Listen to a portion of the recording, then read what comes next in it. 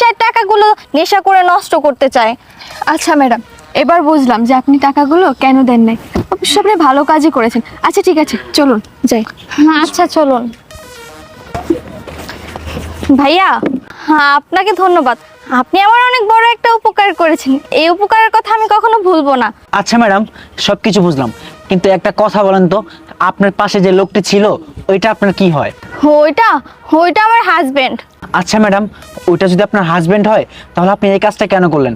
টাকাগুলো ওনাকে না দিয়ে আপনি আমার কাছে কেন রাখতে বললেন? শুনতে চান? তাহলে শুনেন। এই দাঁড়া, তোকে আমি কতবার বলবো তোর কাছে যে 20,000 টাকা আছে ওই টাকাটা আমাকে দে।